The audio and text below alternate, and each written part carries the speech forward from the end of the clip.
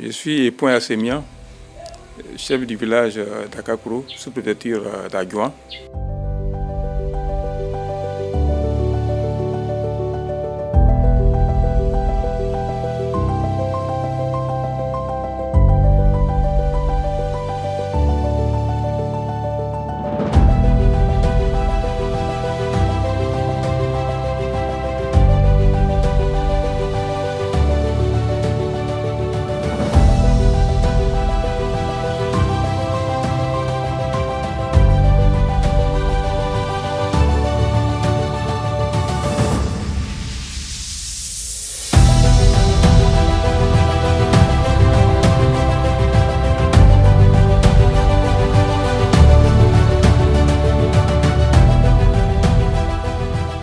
Akakuro est situé dans le département d'Aboasso, à une trentaine de kilomètres d'Aboasso, dans la sous-préfecture d'Adjouan.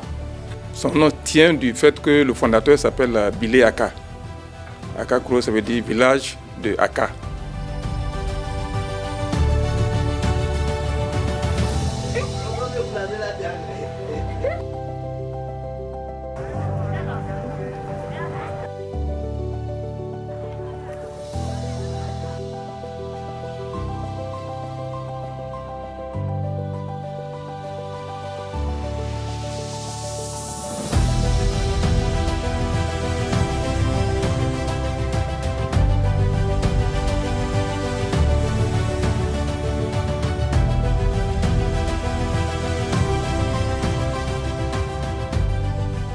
C'est un ensemble de planteurs qui sont venus de Mouyassoué au début de l'année 1960. Ils étaient à la recherche de terres fertiles et ils se sont installés le long de la rivière qui borde le village, qu'on appelle la Tundumi. Et donc ils se sont installés sur la rive gauche de la rivière. À partir de 1963-64, il y a eu le plan palmier lancé par le gouvernement de Côte d'Ivoire dans le cadre de la diversification des cultures à travers la production de palmier à huile, la culture du palmier à huile. Donc c'est en 1964 que les premiers blancs sont arrivés. Et quand ils sont arrivés, ils ont trouvé nos parents qui étaient déjà installés le long de la rivière. Et ils ont fait connaître à nos parents, fait savoir à nos parents que cette partie de la forêt était classée. Leur plantation était déguerpie au profit de la plantation industrielle. Donc les parents qui ont perdu leur plantation, certains sont repartis à Mouyassoué, mais d'autres, notamment le vieux Bilé Aka, le vieux Assemian et Point, ont décidé de rester. Et ils ont donc franchi la rivière, sont venus s'installer sur la rive gauche, c'est-à-dire là où nous sommes. Et comme le complexe agro-industriel a commencé à prendre de l'ampleur, d'abord il y avait un besoin de main-d'œuvre. Parce que je vous dis qu'ici nous sommes dans la plus grande plantation industrielle d'Afrique, avec 12 000 hectares. Vous comprenez que pour créer 12 000 hectares, il faut de la main-d'œuvre. Et la population locale n'était pas à mesure de fournir cette main-d'œuvre-là. Donc on a fait appel à une main-d'œuvre de toutes les régions du pays, mais au-delà, en dehors du pays, notamment du Burkina, du Mali, de la Guinée et même du Ghana. Voilà comment le village a commencé à prendre du volume, pour ne pas dire de la surface.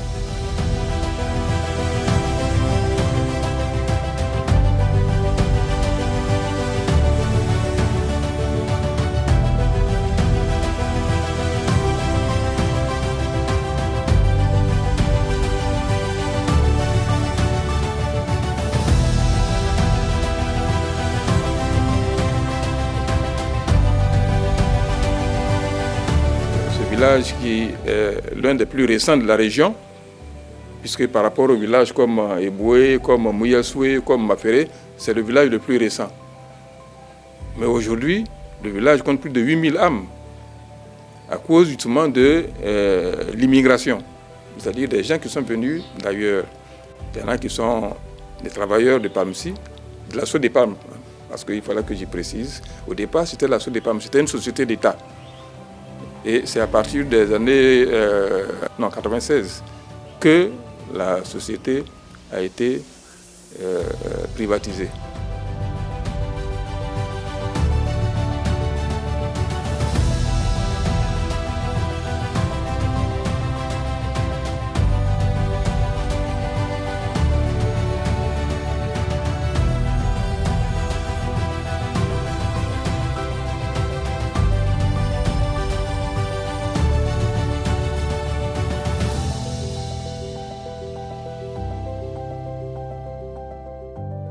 La principale activité, c'est la culture du palmier à huile.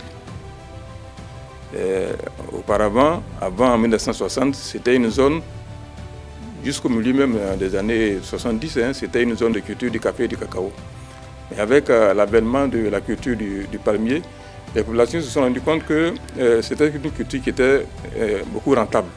Dans la mesure où non seulement chaque fin du mois, vous avez de l'argent, contrairement à la culture du café, du caféier ou du cacaoyer, pour lesquels il fallait attendre la fin de l'année pour pouvoir avoir des revenus. Donc ça faisait des paysans, on pourrait dire des fonctionnaires. Bon, aujourd'hui, à la culture du palmier s'est ajoutée aussi la culture de l'EPA. Les autres activités, c'est des activités commerciales, essentiellement. Akakuro était un autre beau village, un village que nous adorons beaucoup.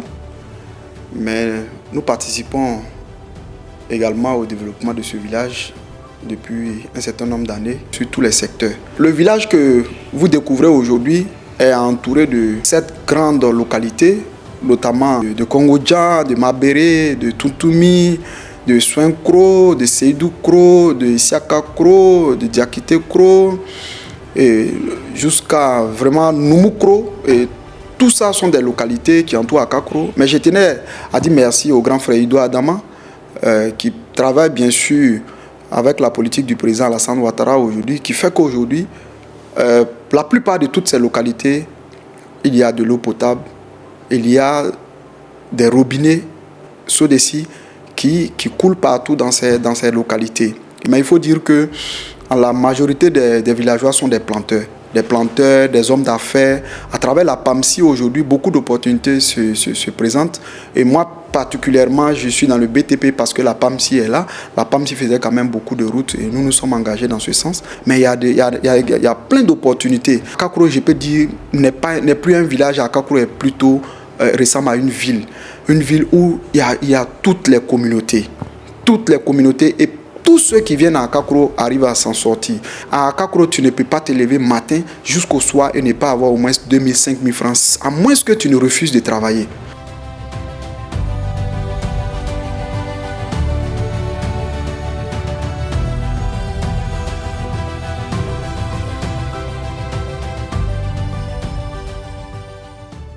C'est un village où il fait beau vivre et où véritablement toutes les populations s'entendent parfaitement, toutes les communautés de la CEDEAO, toutes les communautés ethniques de la Côte d'Ivoire se retrouvent à Akakuro. Et ce qui fait que cette diversité rend le village plus fort, ce qui fait que Akakuro est le village le plus récent de la sous-préfecture, mais il faut dire qu'aujourd'hui est le plus gros village à cause de sa diversité et tout le monde a envie de venir investir à Akakuro. 4 collèges privés et un collège public, il faut se dire que ce n'est plus un village. Ce n'est plus un village et là, aujourd'hui, nous sommes heureux parce qu'il fait beau vivre et quand nous sommes à Abidjan, j'avoue que les week-ends, nous sommes pressés pour revenir au village.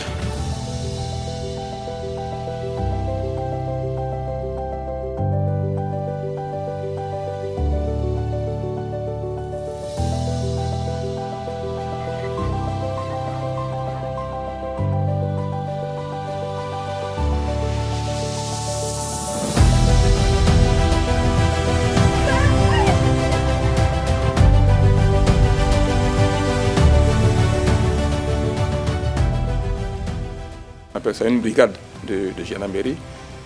Évidemment, en plus de cela, bon, il y a des structures privées, par exemple une pharmacie, il y a 2 de stations-service.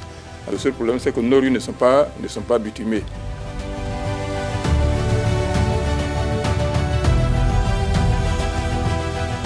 À travers votre micro, je voudrais inviter tous les investisseurs, tous les hommes d'affaires à venir explorer les opportunités dans notre village.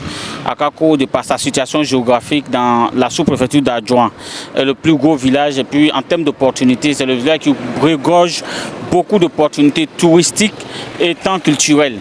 Donc on invite tout le monde à venir explorer vraiment tous ces horizons.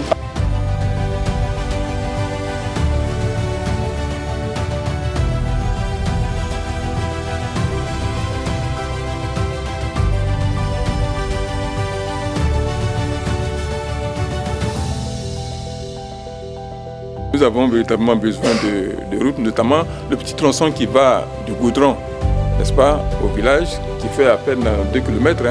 Voilà, ce tronçon-là, nous avons toujours demandé que ce soit bitumé. Bon, malheureusement, pour le moment, nous n'avons pas encore reçu une oreille attentive. Le village aussi a un site, je pourrais dire, un site vallonné, c'est-à-dire qu'il y a des collines, c'est pas plat. De sorte que quand il y a pluie, il y a une forte érosion. Et donc nos rues, les rues du village sont fortement érodées et ça nous pose de sérieux problèmes. En plus de cela, nous avons le problème de l'électricité. C'est vrai, le village est électrifié, mais c'est vraiment, je pourrais dire, le tiers, pour ne pas même dire le quart du village qui a été électrifié. Mais comme le village évolue très rapidement, il y a une part importante du village qui ne bénéficie pas de l'électricité. De sorte que ceux qui construisent leurs maisons dans les secteurs où il n'y a pas d'électricité sont obligés de tirer les fils électriques sur une assez longue distance. Et cela est très dangereux. Nous avons toujours souhaité une extension du réseau d'électricité et aussi du réseau d'eau, voilà, du réseau d'adduction d'eau. Je souhaite que les autorités continuent de nous aider notamment au niveau des routes, au niveau de l'électricité et puis également au niveau des adductions d'eau.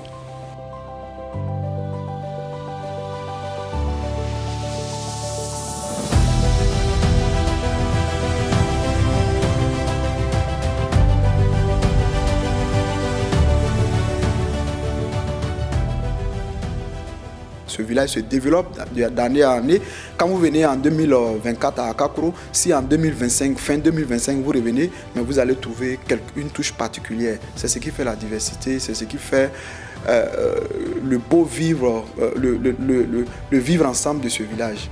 Merci. Et je pense que il est toujours bon de passer à Akakro quand vous partez à Noé pour découvrir je veux dire, ce beau village qui donne envie véritablement de vivre.